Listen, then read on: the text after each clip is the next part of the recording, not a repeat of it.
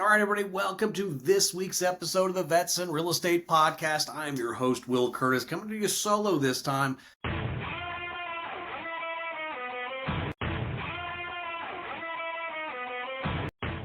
Talking about some of the lessons that we have learned. And in this episode, we're going to dive into not the veterans. As a matter of fact, we don't care about you in this one.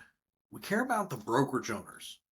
Veteran, non-veteran, we care about the brokerage owner and what you can do to ultimately help make your veteran real estate agents more successful. Now, this may be no duh on some aspects, but hopefully there's some nuggets you take away from, and we've got a list of 10 things that ultimately really are going to matter. The first thing that ultimately is going to make a veteran real estate agent more successful, the same thing is going to make most real estate agents successful, is some type of structured mentoring program and training. Ultimately, having something that's going to help them grow, help them build, help them move forward is going to be helpful, especially for veterans. They're coming from a group environment where they all learn and thrive together. The idea of being solo or being selfish is sometimes very, very difficult for them to grab a hold of, where they're thinking about themselves versus the overall team goal. And sometimes some brokerages will take advantage of, they're willing to do everything except for make money for themselves. So keep that in mind, that you need to find a way to provide good quality mentorship so they can thrive and learn what this new world looks like. Especially if they're brand new out of the military, the chances of them understanding the way the world works is completely different. They've never lived in the civilian world in this manner. And let's be honest, the military brainwashes you just a little bit. It's a little bit different. And coming out of that, trying to transition in what are good and bad traits may be completely foreign to them. So that mentorship is definitely going to help them, especially working through that transition. The other thing you can look at, especially from a brokerage owner's perspective, is finding, especially you have several military folks, is building some type of dedicated military or veterans division.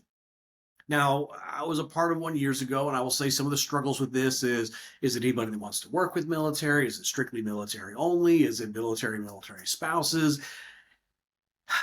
That's up for you. Figure that out. But ultimately, if you find an area where military can come together, they can build camaraderie, they can work together, and they can see that they will have more success, and they can find other people who are going through the same things together. So ultimately, by finding that tribe that they belong to. Veteran to veteran, we will connect very quickly with somebody. There's a built-in trust very quickly. Within a handful of minutes, we can have a conversation and know, yes, this person is good. No, this person isn't, especially when we start talking about their military career. We're going to know quickly. So build those communities. Help build all that. And if you need help, reach out or plug them into us. That's the whole idea with Vets in Real Estate, to help build this community so that they can find success. Let them find an opportunity for them to grow and be successful, whether it's using us or reaching out to us for some frameworks of how to build that. We're here to help you on that side as well. The other thing to look at is to sit down and have some type of comprehensive VA loan education, especially if you are on the residential side. Many of these military veterans who are transitioning are going to find themselves working with more military than not. It's who we know. It's where we go. I, as a commercial professional, get calls and emails from veteran buddies or from veterans that I don't know, but hey, so-and-so served with you 20 years ago. They know you're in real estate. I had a couple questions on the VA home loan. I don't know. I used mine, but I couldn't tell you all the ins and outs because I'm not a VA loan expert. But many that are going to come into the industry, especially if you're on the residential side, are going to find themselves in this same position. Only they're going to be in a position where they can actually help them, but you got to give them tools, trainings, and resources to get there. I love the MRP certification. I think it's a great one, but it doesn't dive deep enough in there. So you got to find something that gives us a little bit more to help really deep dive into the VA home loan product.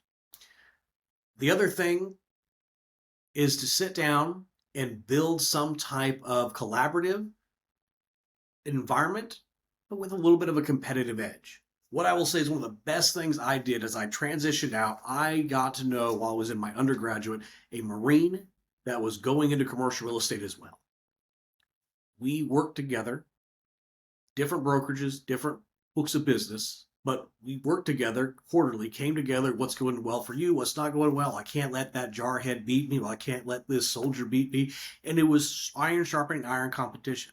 This is one of the best things I did early on was find somebody that I could strive to compete just like we did in the military. I want to beat you on this next PT test. I want to get to promotion ahead of you, but I also want to make sure I do it because I earned it when you're at your best. The same thing goes into what it looks like when we're in real estate. Give them that opportunity to be collaborative, but also a little bit competitive. They're all going out to win, but make them sharpen each other's iron as they're going through. The other thing to keep in mind is going to be hardcore, robust training. Coming out of the military, they tell you how to tie your shoes. They tell you how to do everything, how to brush your teeth. I mean, there is a rule and a regulation on how to do every single thing. Coming into real estate, it's like, all right, go build your business. Here's a little bit of a framework, and then that's it. If you give them detailed, robust steps on how to build a business that they can sit down and execute, they're going to find success. Now, mentorship goes along with there because it may not be the right fit for them, but find what is going to help them run and continually offer that training and education to help them go. A playbook is going to be important. One of the things that is absolutely frustrating when coming out of the military is that the moment I joined the military, I knew I made E3 because I did JROTC. Great. I knew for me from E3 to E4, I had to spend, 18 months in time in grade, in my rank. Then I was going to make the next rank. After that, I knew I had to score higher than a certain amount of people when it came through. I knew everything I needed to do. I needed to have college. I needed to have awards. I needed to have other military training. I needed to score well on my PT. I needed to be a good shot. I knew all the things I needed to do to be able to promote. And I knew what things I needed to improve on because I would score on these.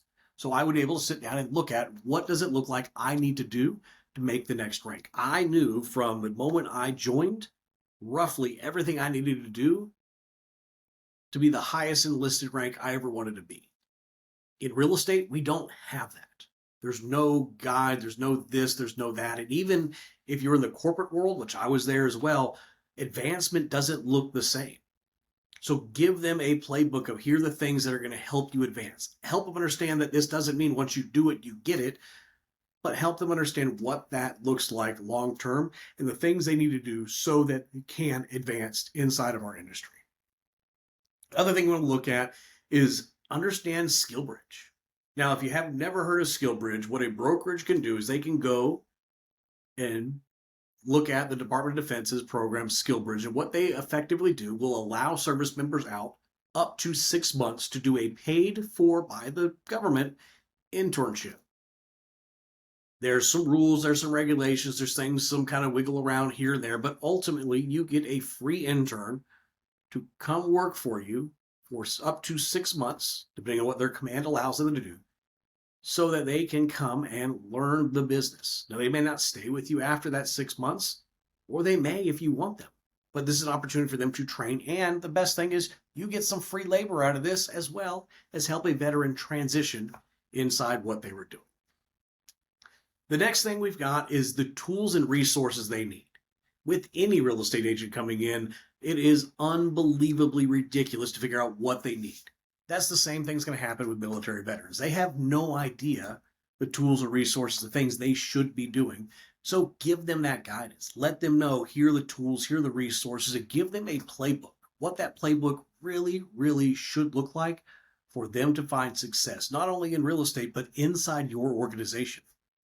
Give them step by step. That was one of the big frustrations I've had with other brokers I've been around is, here, go fill it out. It's self-explanatory, and then find out it's not self-explanatory whatsoever. So work through those things so that you could build a training program and you could build a tech stack that's going to help those veterans find success. Also, we want to sit down and prioritize our training and support over commission splits. We want to make sure that they understand that here is what you are getting. Many times we compete on commission, we compete on splits, we do all those kind of things. But at the end of the day, they need to know what value they're getting. So explain to them, we start at a 50-50 because we do XYZ for everything. Or we started 80-20 because we only do X and Y. Explain this to them. Let them understand what it is because they may not be the best fit for your brokerage. I know the horror, but they may not. So let them know what you're going to do, how that commission split works for them, and how it may not work for them. So these are things to keep in mind. And while we all have our recruiting twists, we all know we've brought in agents that don't fit what we're looking for, that don't fit the mold that we need. We bring them in anyways because we need the numbers. But is that really being fair to that veteran? That veteran has served their country to do everything they need to, and then to turn around and go into their first civilian career and fail because you need to get recruiting numbers? Absolutely not. So give them the benefit and the respect to help them get successful long term. Of course, other things we need to look at is maybe some additional coaching. There's been some brokers we've seen, and saying that have worked is where they have really military specific divisions, and inside those military specific divisions, they have military specific coaching.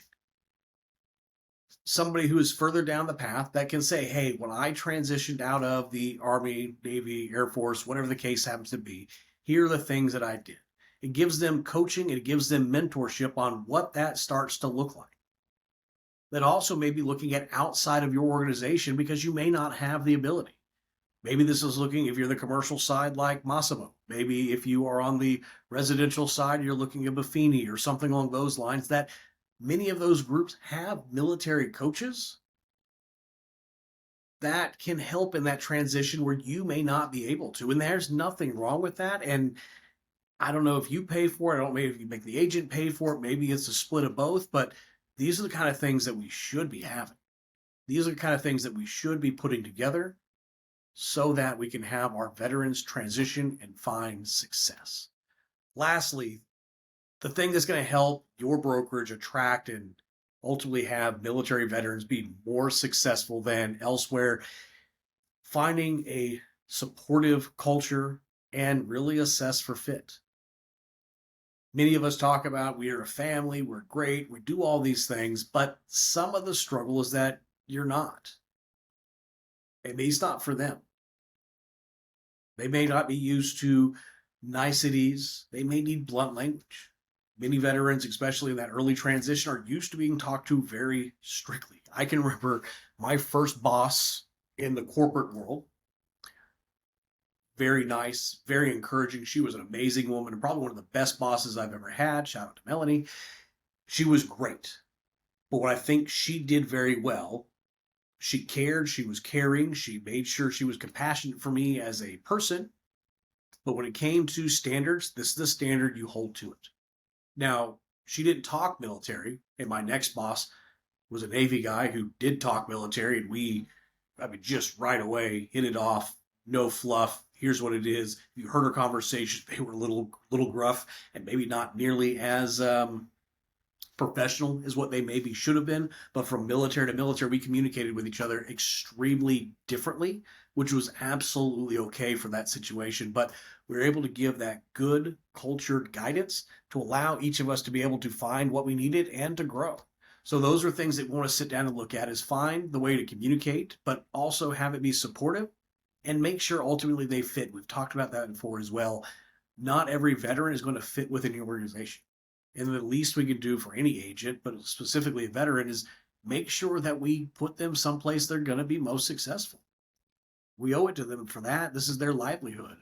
Let's don't let them fail because we needed recruiting numbers. So those are the 10 things that we have that we think brokerages could sit down and do that could help build a community for veterans to be much more successful.